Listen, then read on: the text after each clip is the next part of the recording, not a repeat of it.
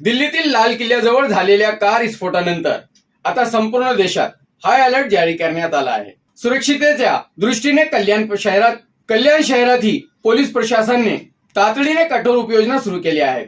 कल्याण railway station परिसरात कल्याण पोलिसांनी parade काढली। परिसरात वाहनांची कसून तपासणी केली जात आहे।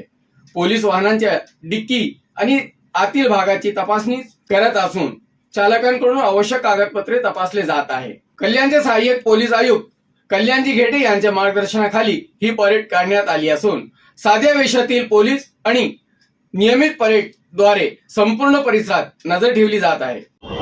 कल्याण रेल्वे स्टेशन हे नेहमीच वर्दळीचं आणि रेल्वेचं मोठं जंक्शन असल्यामुळे येथे लोकांची आणि वाहनांची वर्दळ मोठ्या प्रमाणात असते।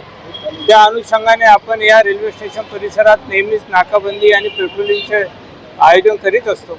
आज पण त्या पद्धतीनेच आम्ही मोठ्या प्रमाणात वाहनांची चेकिंग करतो आहे, प्रवाशांचीही चेकिंग करतो आहे आणि कोणताही अनुचित प्रकार घडू नये याची दक्षता घेतोय। सगळं पोलीस बळ इथलं सुसज्ज आहे आणि अलर्ट आहे। अलर्ट मोड सुरक्षेच्या कारणास्तव आम्ही सगळे यंत्रणा आमची सुरक्षित केलेली आहे आणि अलर्ट केलेली आहे। सतर्क पोलीस आहे।